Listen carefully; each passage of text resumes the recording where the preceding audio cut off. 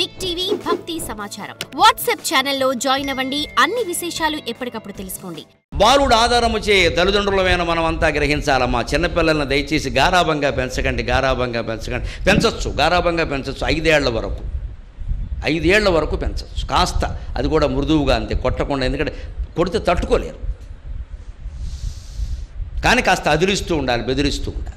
బాలుడు ఆధారము చే. పిల్లలు ఎప్పుడూ గారాబం వల్ల చెడిపోతారు. అతి ప్రేమ పనికిరాదు, అతి ప్రేమ పనికిరాదు. పెద్దవాళ్ళ కోసం పిల్లల్ని సర్దుకోమని చెప్పారు తల్లిదండ్రులు. గ్రహించండి దయచేసి. మీ ఇంట్లో మీ తల్లిదండ్రులు కానీ మీ అత్తమావలు కానీ ఉంటే వాళ్ళ కోసం పిల్లల్ని సర్దుకోమని చెప్పండి. పిల్లల కోసం పెద్దవాళ్ళని సర్దుకోమని చెప్పకండి. తప్పు, చాలా తప్పదు జరుగుతుంది. మీకు ఈ వయసులో టీవీ అవసరమా? పిల్లలకు వదిలేయచ్చుగా. పిల్లలకే చెప్పాలమ్మా ఆ మాట, అత్తగారిగా టీవీ అవసరం, ఇచ్చేసేయి. వెంటనే కోడలకు వచ్చేస్తుంది ఇంత పొగరు. అత్తగారికి చెబుతుంది ఈవిడికి 20, ఆవిడకి 60 వయస్సు. ఎలా చెబుతారండి అత్తగారికి, మావగారికిను? ఎందుకంటే మా పిల్లలు మాకు ముఖ్యం. వాళ్ళు కార్టూన్ పెట్టు కూర్చుంటాడు అక్కడ. వాడి కాలక్షేపానికి టీవీ కావాలి. మరి పెద్దవాళ్ళు ఏమవుతారు? ఇంట్లో ఉన్నవాళ్ళు పెద్దవాళ్ళ కోసం పిల్లల్ని సర్దుకోమని చెప్పి పెద్దవాళ్ళే చెబితే పిల్లలకు వెంటనే అర్థమైపోతుంది. మన ఇంట్లో ముందు మా అమ్మ తాతయ్య, తర్వాత అమ్మ నాన్న, తర్వాత నేను చెల్లి. ఖచ్చితంగా వీడి జీవితం అంతా ఇదే ఫార్ములా అనుసరిస్తారని సూత్రం. వాడు గాడి తప్పడమ్మా, వాడు గాడి తప్పడు. మనం చేయం దాన్ని. పెద్దవాళ్ళకి చెబుతాం, మీరు సర్దుకోవచ్చుగా. చిన్నపిల్లల వాళ్ళు ఏంటమ్మా చిన్నపిల్లలు? చిన్నపిల్లలకే చెప్పాలి, పెద్దవాళ్ళకి చెప్పొద్దు. 8 ఏళ్ల పిల్లకి పుట్టినరోజు వస్తే 80,000 ఖర్చు పెడతారండి. 80 ఏళ్ల తల్లికి పుట్టినరోజు వస్తే కోడలే విమర్శ చేస్తుందమ్మా. ఆ ముసలావుడికి ఇప్పుడు అంత పుట్టినరోజు అవసరమా అండి? నీకు అవసరమా? నీ మొగుడికి అవసరమా? నీ పిల్లకి అవసరమా? అలాగే అత్తగారికి కూడా అవసరం, మావగారికి కూడా అవసరం. చేయాల్సిందే. 90 ఏళ్ళున్నా చేయాల్సిందే, 100 ఏళ్ళున్నా చేయాల్సిందే.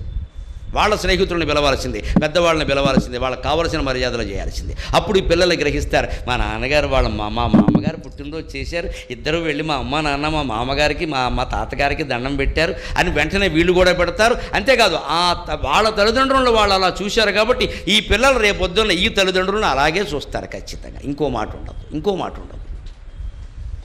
మనం ఏం చేస్తాం? మన తల్లిదండ్రులు మనం వృద్ధాశ్రమంలో పారేసేసి పిల్లల్ని ఇంట్లో పెట్టుకుని పిల్లలకి మాత్రం తల్లిదండ్రులను జాగ్రత్తగా చూడవలను. ఇదో స్వార్థం. ఎక్కడ మీ అమ్మా నాన్న నువ్వు ఓల్డేజ్ హోమ్లో పారేస్తావా? నీ పిల్లలు మాత్రం నేను జాగ్రత్తగా చూడాలి. ఇందాక చెప్పానే, పాపాలన్నీ దేవుడు తీసుకోవాలి, పుణ్యాలు మన ఖాతాలో ఉండాలి. అందుకే పిల్లలు ఎప్పుడు పిల్లల మనస్తత్వం అండి, మనం చెప్పినట్టు చెయ్యరమ్మా, మనం చేసినట్టు చేస్తారు. గమనింతురుగాక. పిల్లలు మనం చేసినట్టు చేస్తారు, మనం చెప్పినట్టు చెయ్యరు. మనం ఏం చేస్తే చేస్తాం. మనం ఇంట్లో తల్లిదండ్రులను గౌరవిస్తే వాళ్ళు ఖచ్చితంగా గౌరవిస్తారు పెద్దవాళ్ళని.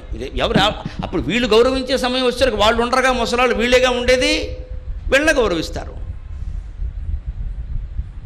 అందుకని బాలుడు ఆధారము చే. జాభర్త దుర్మంత్రి చే. పరిపాలకుడు ఎంత మంచివాడైనా సరే, ముఖ్యమంత్రి స్థానంలో, ప్రధానమంత్రి స్థానంలో, అధికార స్థానాల్లో ఉన్నవాళ్ళు వాళ్ళు మంచివాళ్లే కావచ్చు, పక్కనే మంచి సలహాలు ఇచ్చేవాళ్ళు లేకపోతే సర్వమంగళనామాసీత అయిపోయినట్టే లెక్క. ఒక అధికారి ఏమైనా సలహా ఇస్తున్నాడంటే అధికార స్థానంలో ఉన్నవాడే ఆలోచించాలి, ఇది మంచిదేనా, ప్రజలకు మేలు చేసేదేనా, ఈయన స్వార్థం కోసం ఇస్తున్నాడా, తప్పుదారి పట్టిద్దామని. ఎందుకంటే శకుని సలహాలు ఇచ్చేవాళ్ళు అప్పుడు ఉన్నారు, ఇప్పుడు ఉన్నారు.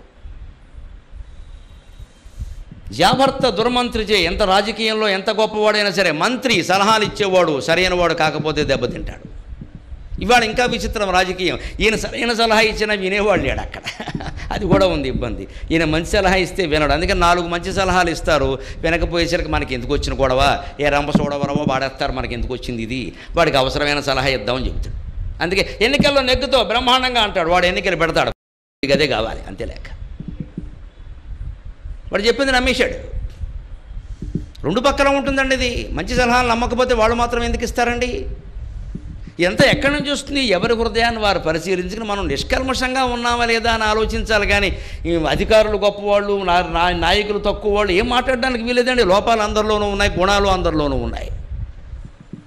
జాభర్త దుర్మంత్రి చే. అంతేకాదు శృతిహాని ద్విజుడు. బ్రాహ్మణుడైన వాడు వేదం చదవడం మర్చిపోతే, నాబోటిగాడు గ్రంథాలు చదవడం మర్చిపోతే, విద్యార్థి అయిన వాడు క్లాసు పుస్తకాలు చదవడం మర్చిపోతే చెడిపోతాడండి ఖచ్చితంగా. అనభ్యాసే విషం విద్య.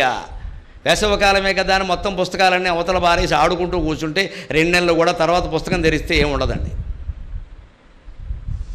అంత చదవక్కల్లా, కానీ కొద్దిగానైనా చదవాలి, కాస్త మళ్ళీ వల్లి వేసుకోవాలి. ఆ రోజుల్లో వేదం అని చెప్పారు, ఈ రోజుల్లో ఏ చదువేనా అంతే. క్రికెట్ ఆడేవాళ్ళు ఉంటారు.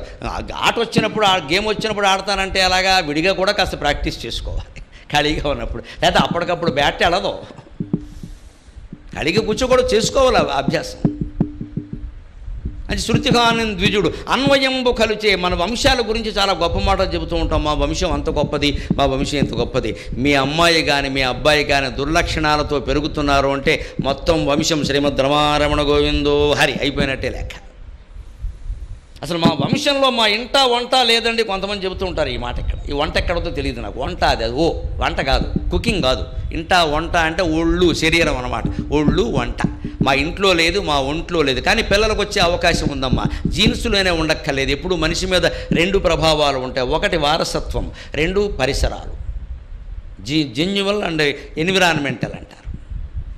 2 ఉంటాయి ఖచ్చితంగా. జీన్స్ను బట్టి కొన్ని ఉంటాయి, పరిసరాలు కూడా ప్రభావం ఉంటుంది ఖచ్చితంగా. మంచి సాంగత్యంలో ఉండేలా చూడాలి. లేకపోతే ఎంత మంచి సీతారాములకు కలిగిన సంతానమైనా చెడిపోయే అవకాశం ఉంది.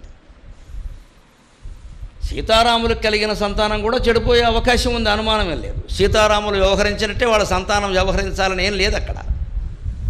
అందుకని మా ఇల్లు మంచిదండి, మా వంశంలో ఎక్కడ లేదండి, మీ అబ్బాయి దొంగతనం చేశారండి అని చెబుతుంటే అసలు మా ఇంట వంట లేదండి, మా వాడు అలా అంత గుడ్డిగా సమర్థించకవాడు. అక్కడే నిలబడి ఉన్నాడు, కొంపలు అంటుకుంటా. చేశాన్ని వాడే ఒప్పుకున్నాడు అప్పటికే. అవసరమైతే ఈ వంశం పేరు చెప్పి ఎలా చేసేవరా ఇంత వంశంలో పుట్టిన అడుగు, అది వేరే. అందుకని పుట్టరని చెప్పేస్తావేటి. అన్వయంబు కలిచే. ఒక్క దుర్మార్గుడైన కొడుకు గాని కూతురు గాని పుడితే మొత్తం వంశం చెడిపోయినట్టే లెక్క. క్రూరాప్తి శీలము శృతిగానింద్విజుడు అన్వయంబు కలచే. క్రూరాప్తి శీలము. మన పిల్లల్ని మనం ఎంత బాగా పెంచినా సరే, నిత్యము సంధ్యావందనాలు చేయించినా సరే, దేవుడు పూజలు చేయించినా సరే, వేమన పద్యాలన్నీ కంఠస్థం చేయించినా సరే, name your friend, frame your character. వాడి స్నేహితులు ఎవరు, వాళ్ళతో ఏ స్నేహితులతో తిరుగుతున్నాడు, వాడు ఫోన్లో ఎవరి మెసేజ్లు ఉన్నాయి, ఎవరు వాట్సాప్లు ఉన్నాయి, ఫేస్బుక్లో వాడు ఏం పెడుతున్నాడు, ఇది కనుక మనం గమనించకపోతే వాడు నాశనం అయిపోయినట్టే లెక్క. వాడి చెడు స్నేహాలు ఫేస్బుక్ ద్వారా కానీ వాట్సాప్ ద్వారా ఇవాళ 100 మార్గాలు ఉన్నాయి. మనిషి శరీరంలో 9 రంధ్రాలే ఉన్నాయి, కానీ ఫోన్లో చెడిపోవడానికి 90 రంధ్రాలు ఉన్నాయి. ఫోన్ ఇలా నొక్కగానే మీకు వస్తాయి. స్మార్ట్ ఫోన్లో 66 డబ్బాలు 36 చెప్పలు. ఏం చూసి చెడిపోదలుచుకున్నావు అని వస్తుంది. అది మనిషి శరీరంలో 9 ఉన్నాయి, కానీ ఫోన్లో 90 ఉన్నాయమ్మా. ఇంకా పైగా కొత్త ఆఫర్లు వస్తాయి, మళ్ళీ 90 ఉంటాయి. మీరు వెంటనే చెడిపోవచ్చు, నాశనం అయిపోవచ్చు. మా ఫోన్ కొనంటే ఉచితం, ఏడాదంతా ఉచితం, ఎందుకంటే క్షవరం ఉచితం అన్నమాట. అదే వాళ్ళు క్రూరాప్తి శీలము. ఊరులతో సత్సాంగత్యం లేకుండా దుస్సాంగత్యం ఉంటే మనిషి ప్రవర్తన పాడైపోయినట్టే.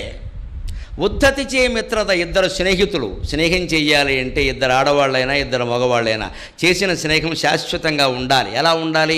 20 ఏళ్లప్పుడు మనం చేసినటువంటి స్నేహం 60 ఏళ్ల తర్వాత కుటుంబాలు పెట్టినా కూడా మిగలాలి. అది గొప్ప స్నేహం అంటే లెక్క. వాళ్ళు కుటుంబ స్నేహితులు అండి, ఫ్యామిలీ ఫ్రెండ్స్ అంటారు. మనం చదువుకునేటప్పుడు కాలేజీలో ఎవరితోనో స్నేహం చేస్తాం. 2 అబ్బాయిలు చాలా సన్నిహితంగా ఉంటారు. మా వాడికి క్లోజ్ ఫ్రెండ్ అంటారు. తర్వాత వాళ్ళ పెళ్ళిళ్ళు అవుతే వేరే వెళ్ళిపోతారు. అయినా ఆ సంబంధాలు అలాగే ఉంటాయండి ఆశ్చర్యంగా. ఆ భార్యలు కూడా అలాగే కలుస్తారు. అలాగే భార్యకు ఎవరో స్నేహితురాలు చదువుకున్నవాడు ఉంటుంది. ఆవిడెవరో అమెరికా వాడిని చేసుకోవచ్చు, అది వేరే విషయం. అది కానీ వాళ్ళ మధ్య స్నేహం కొనసాగుతుందండి. ఉన్నారు 20 ఏళ్ల స్నేహం 60 ఏళ్ల వరకు నిలబడితేనే స్నేహం. అంతేకాని 4 రోజులు నిలబడేది, ఏడాది వరకు నిలబడేది, ఫేస్బుక్లో ఉండేది స్నేహం కాదు. ఎవడన్నా ఫ్రెండ్ మనకు ఫోన్ చేసి నేను ఫోన్ చేశా నువ్వు తీయలా అన్నంత మాత్రాన స్నేహం వదిలేస్తే వాడు వదిలేయడమే మంచిది. మన అంత మాత్రాన కోపం వస్తే ఇంకా ఫ్రెండ్ ఏమిటి? అందుకని ఉద్ధతి చే మిత్రత. ఎవరికైనా గర్వం ఉంది అంటే స్నేహం పోయినట్టే లెక్క. For more videos like this, subscribe Big TV channel.